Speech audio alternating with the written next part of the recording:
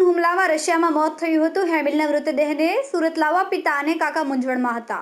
હેમિલનો મૃતદેહ પરત લાવવા પરિવારને તંત્રનો સંપર્ક કર્યો હતો. જોકે હજુ સુધી કોઈ ફાઇનલ ડેટ આપવામાં આવી નથી. ગત ફેબ્રુઆરી 2024ના રોજ ન્યૂઝ આવ્યા હતા કે રશિયા યુક્રેન યુદ્ધ દરમિયાન સિક્યુરિટી હેલ્પર તરીકે કામ કરતા સુરતના હેમિલ માહુકિયા નામના યુવાનનું ડ્રોન હુમલામાં યુક્રેનમાં મોત થઈ ગયું છે. જોકે હેમિલનું 21 ફેબ્રુઆરીના રોજ મોત થઈ ગયું હતું, પરંતુ તેના મૃત્યુ અંગે કોઈ પુષ્ટિ કરવામાં આવી નથી. 25 ફેબ્રુઆરીએ હેમિલના મૃત્યુ અંગે તેના પિતા અશ્વિનભાઈ સાથે વાત કરતા તેમણે જણાવ્યું કે હા, હેમિલનું 21 ફેબ્રુઆરીના રોજ ડ્રોન હુમલામાં મૃત્યુ થઈ ગયું છે. ત્યારબાદ હેમિલના મૃતદેહને વતન લાવવા માટે પરિવારજનો ચિંતામાં મુકાઈ ગયા હતા, પરંતુ હવે હેમિલના મૃતદેહને વતન લાવવા માટેની પ્રક્રિયા હાથ ધરવામાં આવી છે. પરિવારજનોના જણાવ્યા મુજબ ઇન્ડિયન એમ્બેસી તરફથી હેમિલનો મૃતદેહ ભારત પહોંચશે, જ્યારે પરિવારે રશિયા જઈને મૃતદેહ લાવવાની તૈયારી પણ કરી દેવામાં આવે.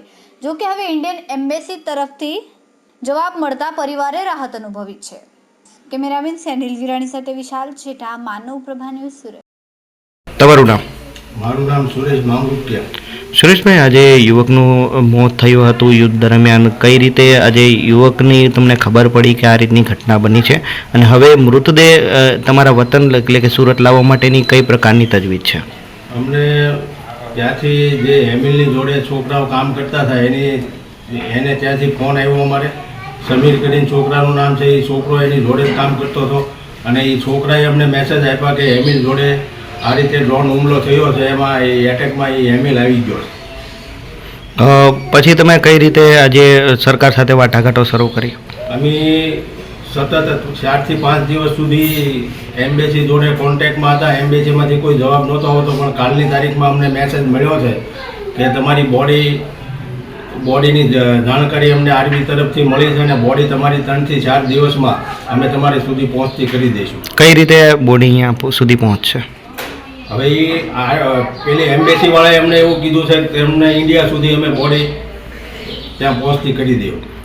પહેલાં જ્યારે તમને સમાચાર મળ્યા કે આ ઘટના બની છે, અને ત્યારે કદાચ એવું હતું કે બોડી આવી મુશ્કેલ છે, તો ત્યારે તમે કઈ રીતે અને કયા નેતાઓને વાતચીત કરી હતી પ્રાથમિક? ત્યારે શરૂઆતમાં તો અમને એમ જ હતું કે અમારે ખુદને રશિયા જવું પડશે, અને અમે વિઝા પણ મૂકી દીધા હતા, અને અમે જવાના હતા 3 જણા અહીંથી. પણ કાલની તારીખમાં અમને એવા સમાચાર એમ્બેસીમાંથી મળ્યા છે કે તમારી બોડી તમારા સુધી અમે પહોંચતી કરી દઈએ. અમારા વિડીયોની નવી અપડેટ મેળવવા માટે સબસ્ક્રાઇબ કરો માનવ પ્રભા ન્યૂઝ ચેનલને.